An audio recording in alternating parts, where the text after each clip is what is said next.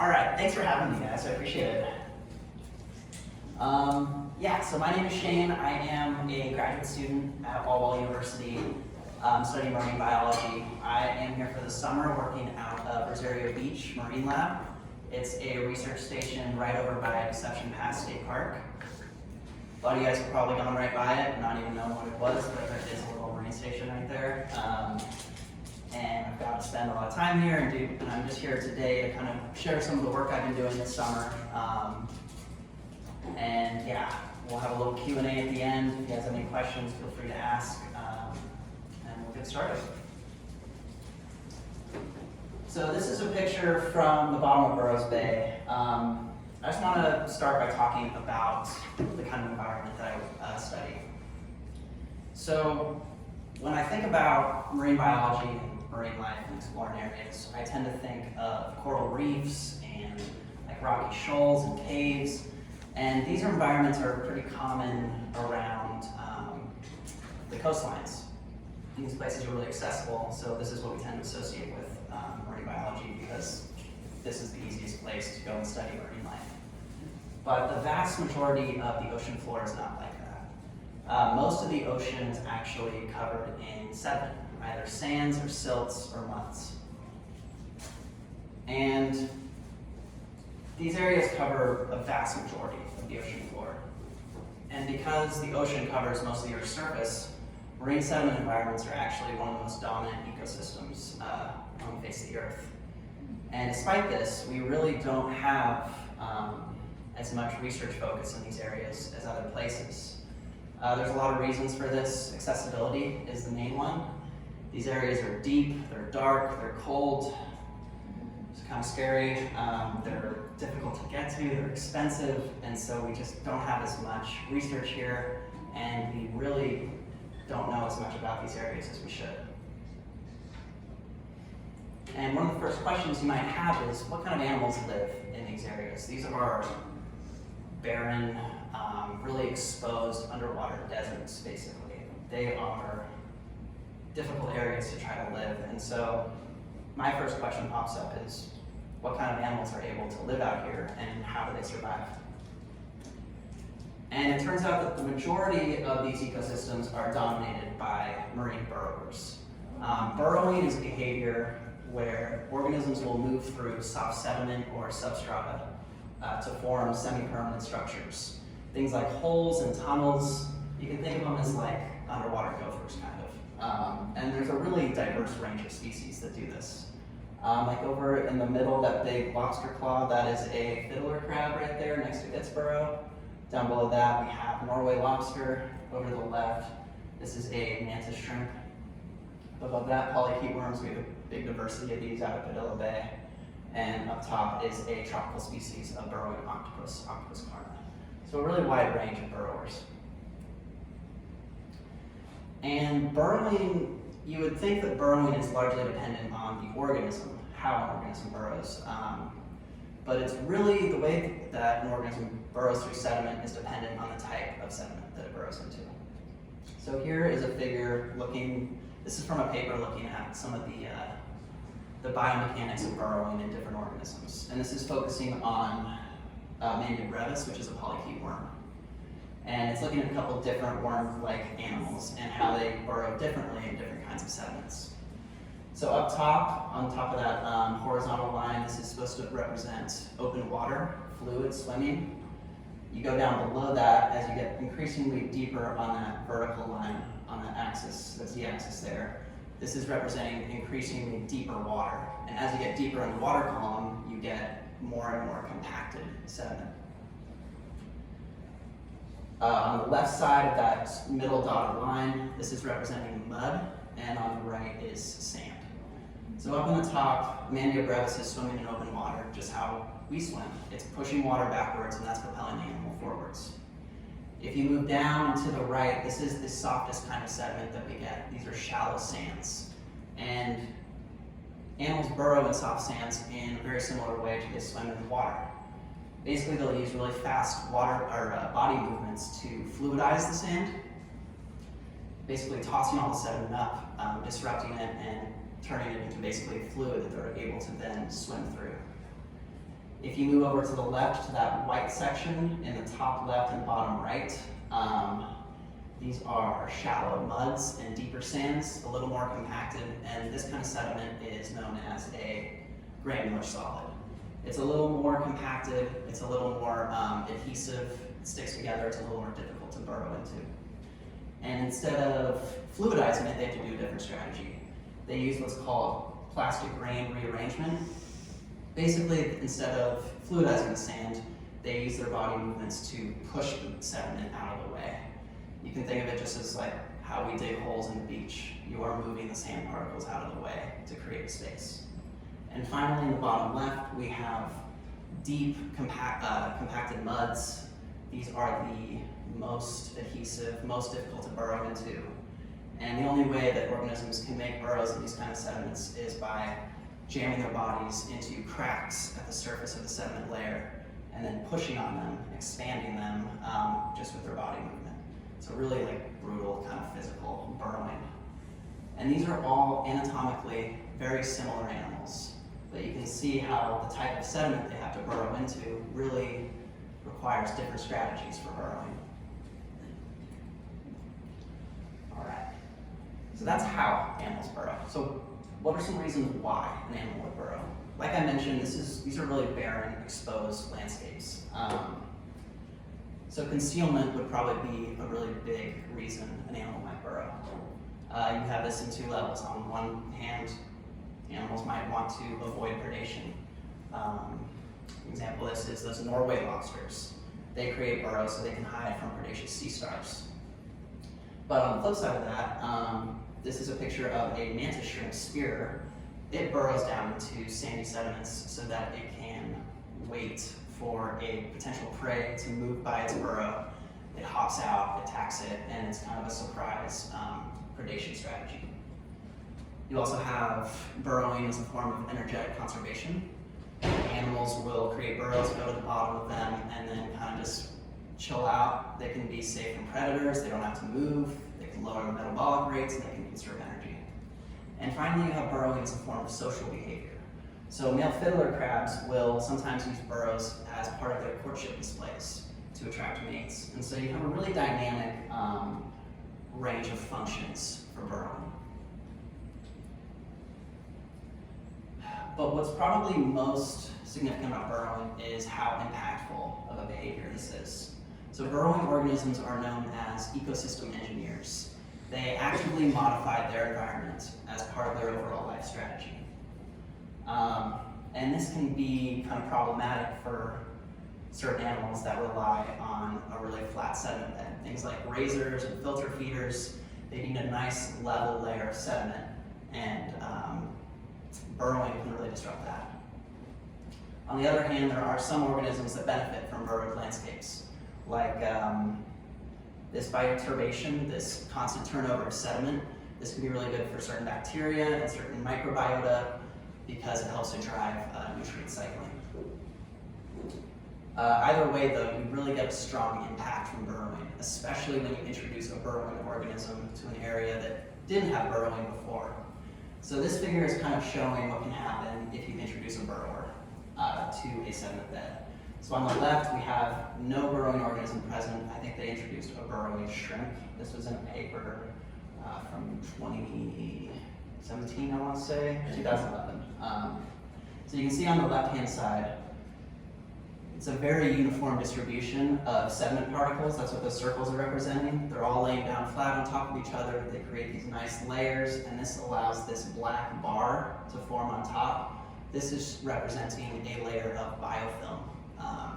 And this is a combination of different bacteria and microbiota that basically helps you stabilize that sediment layer, and water can flow really smoothly over the surface of it. However, when you introduce the burrower, you can see we get mounds on the top of that sediment layer, and now water is flowing much more irregularly over that surface, and that entire biofilm layer has been just shredded off. And so you have a lot less stable of a sediment bed, and this is just one example of how impactful burrowing can be. All right. So switching gears here, I want to talk about octopus. This is a really cool group. We got a lot of people here today. Octopus have a ton of public interest. People are really excited to learn more about them. And that's great. You'd probably be surprised to know, though, that octopus is not a very well-studied group of organisms. There are maybe 10 or 11 people in the entire country who focus on octopus research. So really high public interest, but really low research focus. And this is kind of a shame because these animals are really cool. They're very intelligent. They have one of the highest brain to body mass ratios of any invertebrate. They can do all this really complex behavior like solve puzzles and mimicry. They're great at escaping cages. They're a nightmare for aquariums. Yeah, it's a pretty cool way of octopuses here. And they're also really influential. They are generalist predators, so unlike some marine organisms, they only eat specific that eat just specific things. They are generalists who will eat pretty much anything they can find, and this means they can have a pretty big impact wherever they're living. They're also expanding in both population numbers. There are more octopuses every day, and they're expanding in geographic range, so they are being distributed to more places. You can find an octopus species in pretty much every ocean on the world, in the planet. How come? How come they're expanding? What's causing them? There's a few different reasons. Octopuses, because they're generalists, they can survive in a lot of different areas. And there's a lot of things happening with climate change and ocean acidification that's kind of driving out their competitors, and so they're able to fill more niches that they weren't before. Yeah, there's tons of reasons, and not all of them are known right now. It varies from species and where you are. All right. So here in the Puget Sound, we have 3 primary species of octopus. Used to be just 2 until 2014, but I will talk about that in a second. So over on the left, we have an octopus you're probably familiar with. This is the giant Pacific octopus. This is your classic monster of the deep, really cool, charismatic octopus species. They are easily the biggest octopus we get out here. They can get really big in other areas.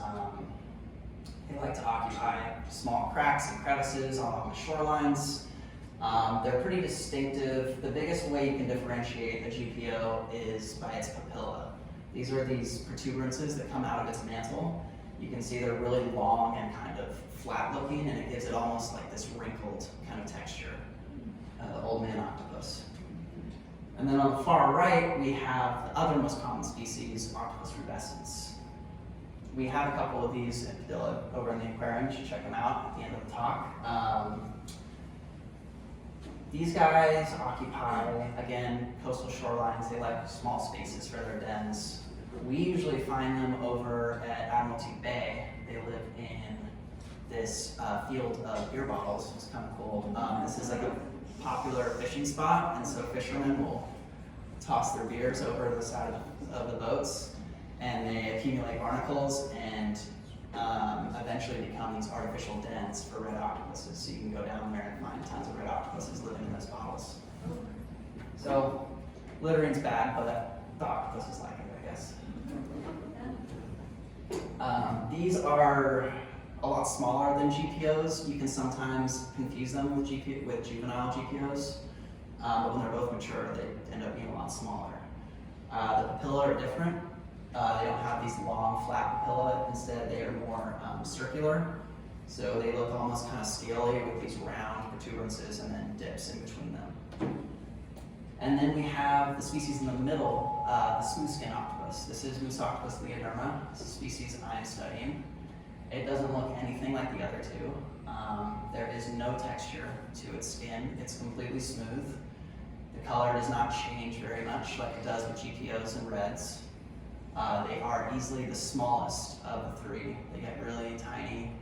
They're adorable little octopuses. And yeah, they don't have ink sacs, so they don't ink like the other 2. And that makes them a lot easier to deal with. Reds are really annoying. They're white and they're pink and they're just pain. These are super easy. And they live in marine sediment beds, unlike the other two, which live in rocky bends. So when you say they're small, what would an adult? An adult would be about this big.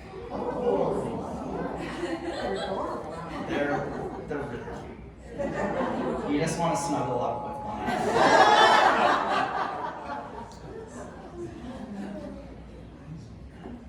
I mean, that's a normal thing, right? All right, so this is where we found them. This is a map of Hidalgo Island, and this is Burrows Bay. This little tongue right here is the spot we've been diving looking for them. This species was discovered by my principal investigator, the guy who runs my lab, Kurt Onfink, back in 2014. Before then, it was only thought that reds and GPOs lived in this area.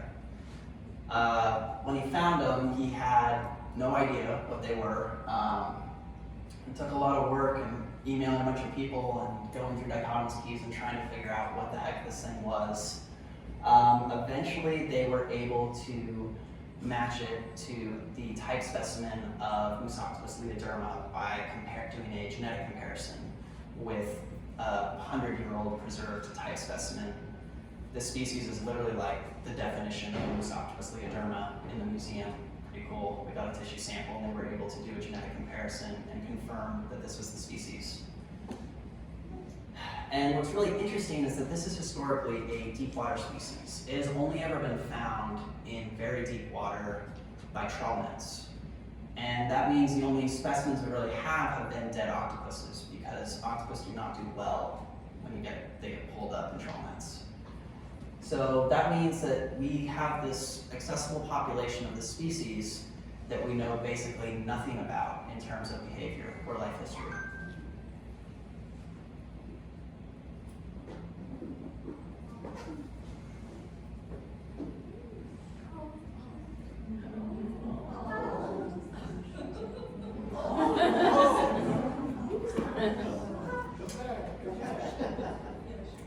Play it again. So this is a burrowing octopus. Super exciting. This is a behavior we see in some octopus species, but it's not super common. And yeah, we don't know much. We found it out there, and we see it burrowing sometimes. And beyond that, we know that it only comes out at night, and that it burrows. We don't really know anything about this species. So this is really exciting because there's just tons to learn about this animal. I'm going to go into some of my research with it. One of the key defining anatomical traits of this octopus is this, I don't know if you can see this white line on its, I guess its butt, like between the orange and the white side. This is the lateral mantle skin ridge. It's known as colloquially as a keel, and this is found in some benthic octopus species. But nobody's really sure what the function of this trait is. However, it has been identified in several other octopus species that are known to burrow. And so the idea is this may have something to do with burrowing, but no one's really investigated it in any detail. Okay. So this kind of leads into some of the research that I've been doing this summer. I wanted to learn more about Musoctopus leoderma, specifically learn more about its burrowing behavior. So I went out to kind of investigate some of the details of its burrowing behavior. How does it burrow? When does it burrow? How long does it stay down? When does it come up? That kind of thing. I also wanted to get an idea of the kind of impact it may be having down there, as well as look into some of the key anatomical traits that might enable it to burrow. So focusing first on burrowing behavior. We know it goes down at night, and we've really tried to find it during the day because diving at midnight, 1 a.m. it's cold and I like to sleep, but you know, that's when they're out there, so that's when we go out there. So we have an idea that they're nocturnal, but we don't really know, are they going down once a day? Are they going down once a week, once a month? How long are they staying down there? Are they burrowing and then coming up and going to a new burrow? Do they have a home burrow? These are all questions that we have that we don't have any answers to. So I wanted to investigate some of the burrowing behavior kind of in two parts. One, by going out into the field, and then also going out into the lab. And in order to find these octopus, we had to go scuba diving and find them. So I was super lucky to be at Rosario Beach. We have a full roster of scientific divers, mainly undergraduates and then faculty members from Walla Walla University who are up here for the summer. So we got to go out and scuba dive and forget what sleep was for a couple weeks and go look for some moose. It was pretty fun. And it's just like a really kind of cool, really special to be able to interact with the animals in their environment and kind of see the weird little interactions they have. So I don't think this is the skate that we collected, but we have one of these in there. This is a giant skate. The moose is kind of crawling up onto him, and it's just like, get off me. Oh, sorry, my bad. It skates away.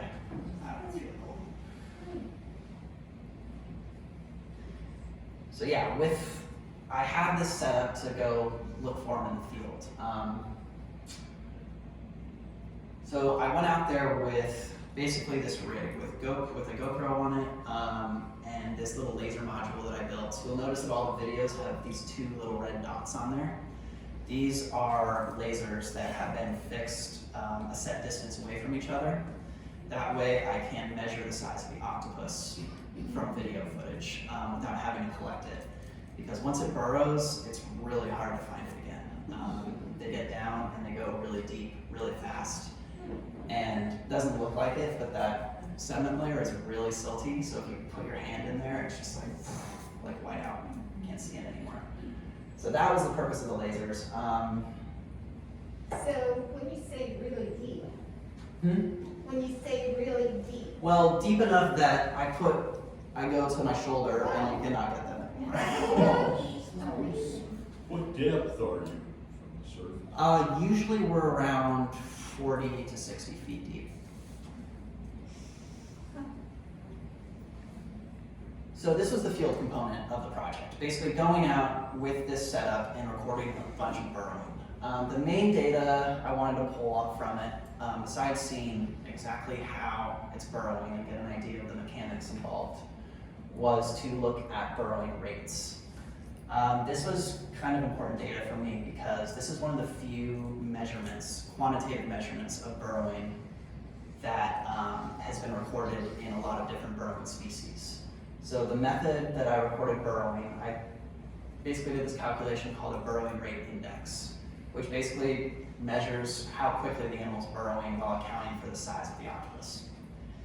And by measuring this burrowing rate index, I can compare this octopus's burrowing with other octopuses and other animals that burrow. And so I get an idea, okay, maybe this octopus is burrowing faster than the other one. This one's in mud, that one's in sand. What is that going to tell you? So it's kind of a cool piece of data I can get just because it's standardized and I can compare it across different species. So that was the main quantitative data I pulled out of it. I still have to go through all the footage and see if I can really nail down the mechanics of the burrowing. But for now, this is the main quantitative data. And those lasers, along with the whole lab setup I wanted to make this summer, involved me making a lot of things that I didn't know how to make, using skills that I didn't have. So it was a lot of trial and error with electronics and 3D design and all this stuff that I've never done before that was like really cool and fun to learn how to do. I started one fire. It was a little one, I put it out, it was fun. But this is just showing you the chaos of my setup here. Those are two 3D printers in the back, those things with the spools on them. I've got a computer for piping into the cameras, which we'll talk about in a second. soldering station, all the electronics components. So there's a lot of things that kind of came together to try to make this unique space that I wanted to make in order to study burrowing in the lab.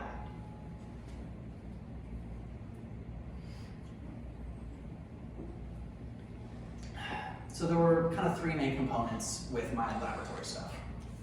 The first were the lights.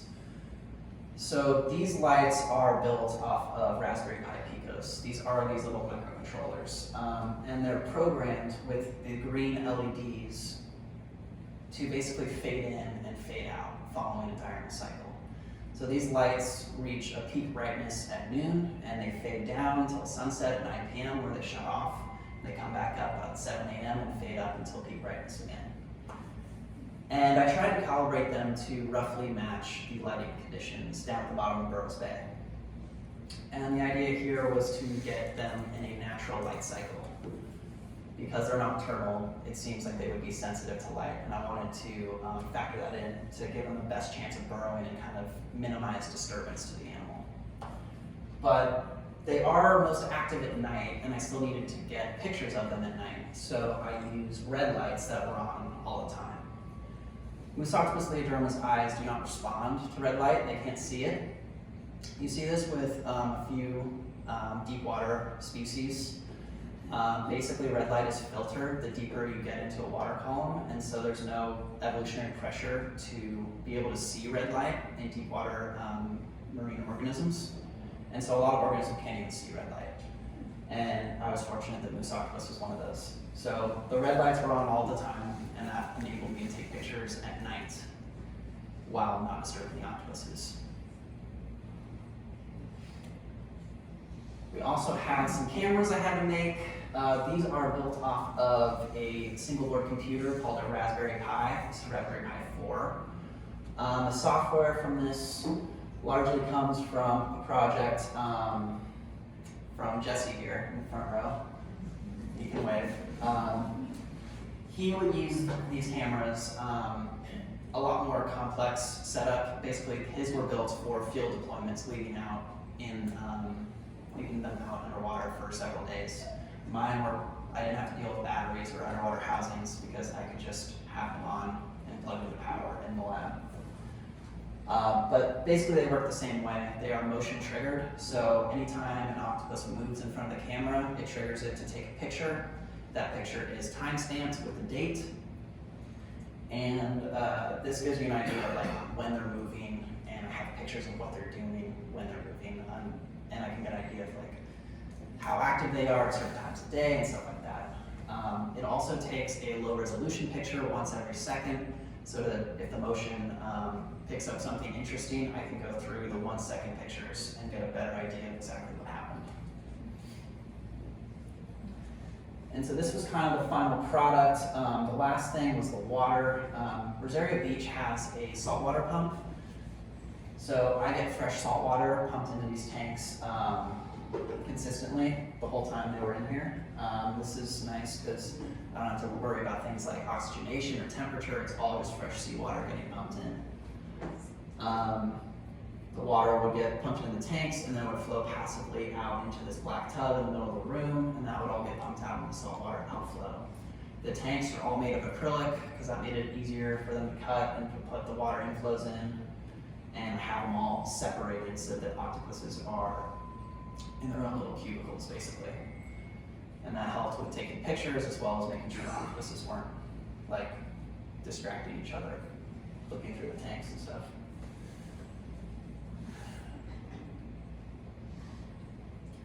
So this is such a good picture. Yeah. So we had some success in getting them to burrow in these tanks, and I was super happy about that. Last year we had them in smaller setups with sediment, and did not work at all. We got like one to burrow. This I've had a lot more success getting them to burrow. But I'm hoping that the data I get out of this, I get a better idea of that burrowing behavior, how active they are, how much they're burrowing, when they're coming up, when they're coming down, and hopefully some good images of them actually burrowing in the tanks, so I get an idea of the mechanics behind it. All right. So the next thing I wanted to look at was some of the impact of the burrowing. How big of the burrows are they making, basically, was my big question. And I have been trying to do this all summer with limited success. I still have a week, so it hasn't worked yet, but we're gonna try. But the best way I could think of to measure the burrows that you guys are making in the lab is to catch them out of their tanks at night, remove them from the tanks, use epoxy resin mold, pour that into the burrows, let that harden, and then dig it out, and then I'll have a physical representation of the burrows these animals are making. From there, I can pop it under a 3D scanner, and I can get a 3D scan of the burrow, and this will allow me to measure things like size and shape and volume and length and all these cool physical characteristics of the burrow. Hasn't worked yet, but we'll see. Hopefully we'll get there. I mean, come on, is that not the cutest thing I've ever seen? Look at those eyes. Okay, so wrapping up here, I want to talk about I want to talk about that keel, the anatomy involved in burrowing, or that is possibly associated with burrowing. This is a pretty good picture of it. You can see that flap of skin just coming off the end of the very apex of its mantle. This is the trait I'm interested in exploring. And I kind of want to look at this on two different fronts. One, I'm going to be looking at Mystoctopus leoderma specifically. So I have been, over the course of the summer, been taking pictures of Mystoctopus and using those pictures to measure the keel. Basically, I am doing a keel index, kind of similar to the burrowing rate index, where I'm measuring how big the keel is while accounting for the size of the octopus. Because bigger octopus will have bigger keels in general. And I am equating that with burrowing activity. So what's really interesting about the keel is that it will actually retract with time in captivity. We noticed this last summer. Another researcher was doing a different project, not involving burrowing or setting tanks, with this species. And he noticed that that flap of skin will get smaller and smaller and eventually disappear on Mystoctopus if it's held in tanks for too long. And this is really interesting to me. So I'm monitoring this to see if that keel gets smaller. And if it does that correspond with reduced burrowing activity? Because if it does, that might suggest that maybe the keel is somehow associated with burrowing, and so the two are declining together. And so I've been taking these periodic pictures of the keel, and I'm using the motion trigger pictures to get an idea of burrowing activity. And I've been doing this on day 1, day 6, and day 12 in captivity. Then I usually transfer them to a smaller tank for a couple days before we go back out and release them. So it's kind of a nice, little more low impact study. We only keep them for 2 weeks and then we send them on their way. At least one yesterday, it was really funny. They shot away. Couldn't wait to get rid of us. Yeah. So the other side of this is looking not just at Mystoctopus, but at octopus as a group. So if this keel is a burrowing associated trait, does that hold up with multiple species? So I got a list of octopuses to ask this question with. Basically, I picked benthic species that have a specific gene, the cytochrome oxidase 1 gene, that's just a commonly sequenced gene in octopuses. And this gave me, I pulled this data from a genetic database called the Barcode of Life, and this gave me a list of octopuses to start with. And the goal was to take a survey of all these octopuses and see, 1, does the species have a keel, and 2, is it in a burrow? And this allowed me to perform a phylogenetic analysis, or well, once I have all the data.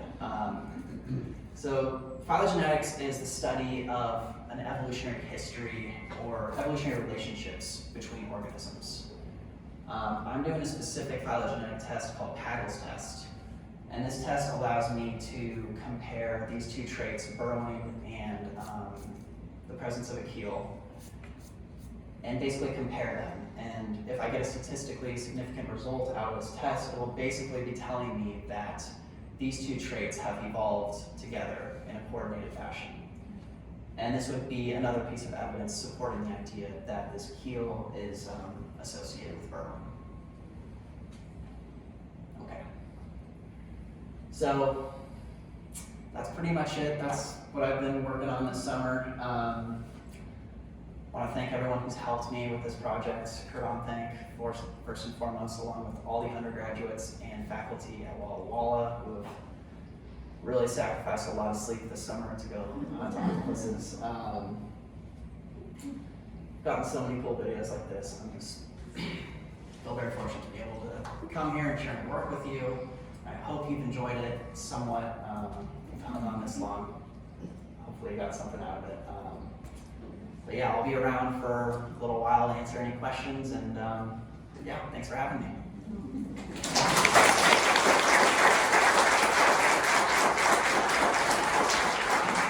Yes? What do these guys eat? That is a great question. We have no idea still. It has been 7 years and we still don't know. We have tried feeding them a lot of stuff. We've noticed, like this summer, we saw one going after a little red rock crab out in the field, and we've tried to feed, I think we've tried to feed them purple shore crabs and green shore crabs, and they don't eat them, and we tried feeding them, or not green shore crabs, they're just the green variety of red shore crabs, or purple shore crabs.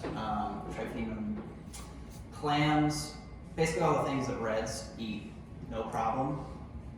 The moose don't want to touch.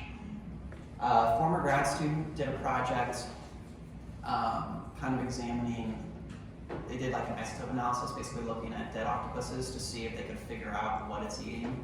And she kind of landed on polychaete worms. The idea is it's probably something that burrows. There's a lot of other burrowing organisms out in Burrows Bay, and so it would make sense that it would be one of those, we see a lot of really small burrowing snails and burrowing worms. When we're following them around, they're usually poking their arms down into holes. That might be testing to see if anyone's occupying a burrow, but it might also be hunting.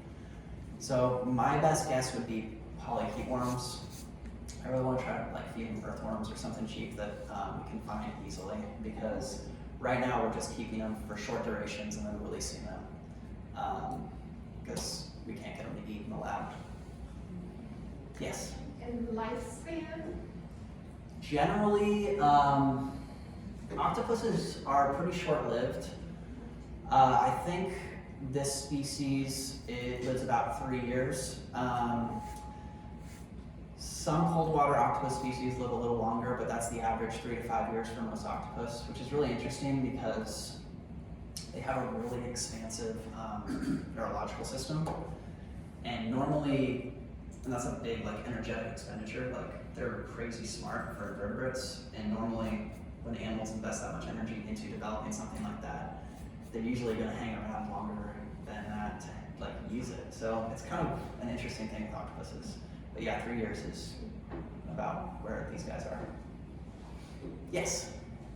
Since they're so small and fast, how have you caught the ones that you use in the lab? It's about how you would imagine. Like, have you ever seen that, what was that James Bond movie where they have the underwater fight, you know? It's just, you basically we just swim after them and we grab them and put them in a Ziploc bag and then put that bag in a mesh bag. A lot of the time we swim after it, it sees us and it burrows down and we grab at it and it's gone. And it's, I mean, I haven't seen video of us going after them, but I imagine if you put like Looney Tunes music to it, it would be. Yes? Do they eat plankton? Plankton? Yeah. Probably not. Animals that eat plankton are usually, they usually are like filter feeders that require really fine mesh, like whales, like some kind of baleen thing. Yeah, my guess would be probably not plankton. Yes? Do they have beaks like the reds or the Yes, they do. They're really small, but yes, they have beaks. Are you trapping them? I know that Jesse's done some tracking work. Oh, with the tagging? No, I haven't been doing that. You need a really crazy, convoluted camera system that only a lunatic would design.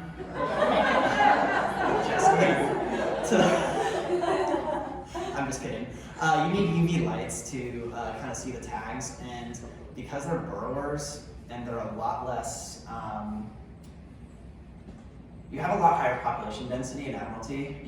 You get a lot more individuals going out there, and you can be a lot more consistent seeing octopuses out there. We go out there, sometimes we see 5, sometimes we don't see any. They're a little more scattered, and visibility is really bad down there, so placing a camera and leaving it out there would be tricky because it's marine sediment. There's nothing to secure the camera to, and visibility is like really bad if anything stirs up the sediment. So we would probably just, we were thinking about putting some of Jesse's cameras down there and trying it, but we kind of ran out of time, and 2, we kind of just thought we would end up losing all his cameras because Burrows Bay is a really challenging dive site. Yes? The bay, what areas do you find them in? Because there's a lot around Burrows Island. Mm-hmm. So how far from the shore do you think are you finding them? So we're finding them right in the middle of this, let me find the map.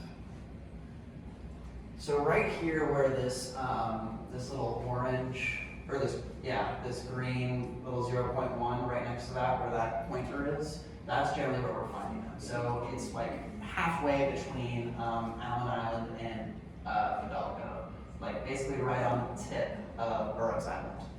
So this like blue kind of tongue thing you see in the middle, these are shallower waters. We find them deeper as well. This goes off to like 100 feet really fast. It's like an underwater cliff. And you can find moose down there, but it's not as easy to search just because you burn through your air a lot faster scuba diving. So it takes like a 40-minute dive and turns it into 20 minutes. So this is generally the area we look for them. No problem. Yes? Is there much evidence of them being interactive with each other? I mean, are they pretty much solitary? What you know in research? I've never seen an interaction between multiple octopuses out in the field. We've tried to put them together in a tank. They do not like it.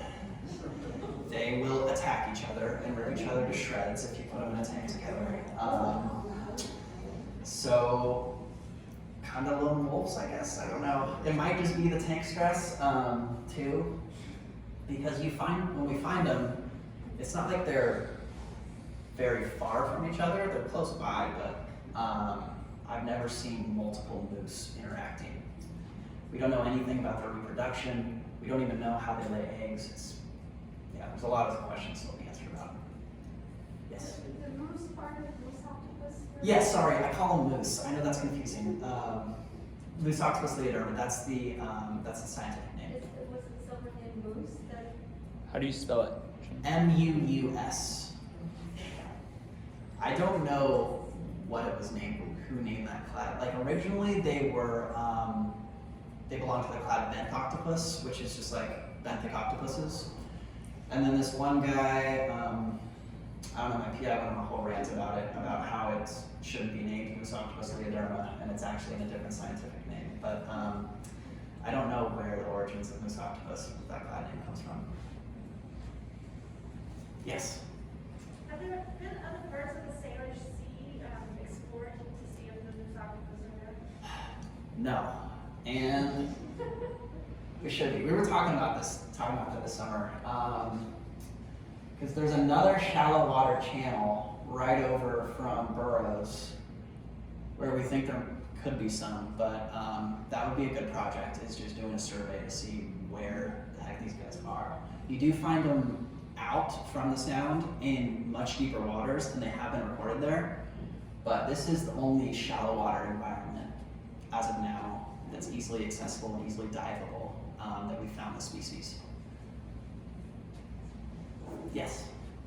Since they do have that little beak, did they try to bite you? I mean, could they try to get you with that beak, like the giant one? No, Is it big people? they're too good of an octopus to ever bite you. They're the best. Reds will bite you. They suck. They're jerks. Moose never bitten me. They're cuddly and adorable. I'm just curious, what does precautionary area mean in the lower left? Oh, yeah, so this is, this map comes from Deep Zoom. It's a marine navigation website, so it's just probably an alert for boaters. This is like a hazardous, like reef area or something. Or Shipping lane. The shipping lane? Yeah. Okay. I think some of the like ferry channels are mapped off on here too and stuff. Yes.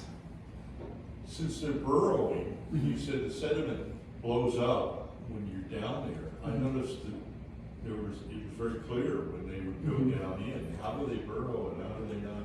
Well, you have to keep in mind that this is a really small octopus.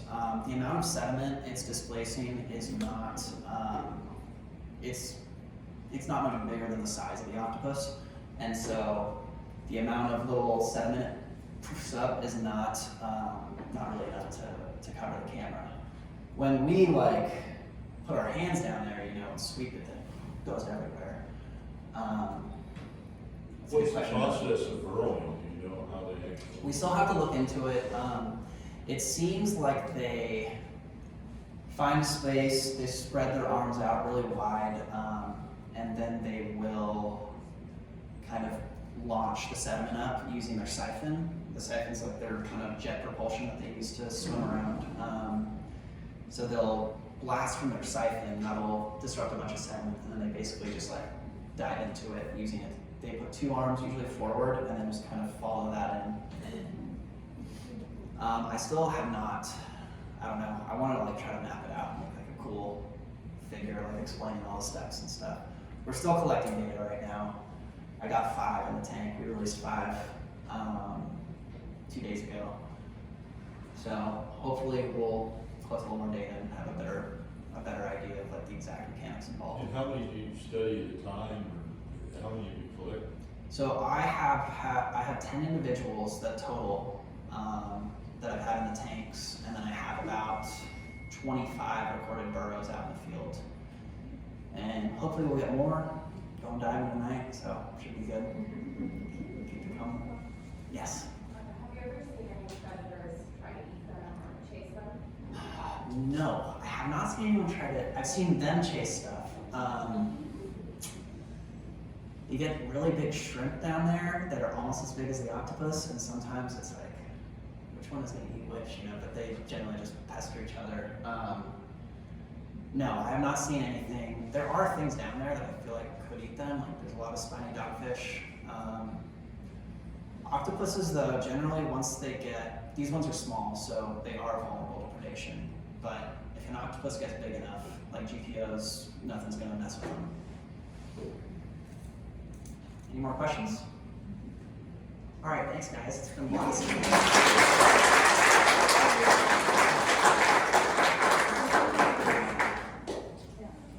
Thank you, Shane, so much. No problem.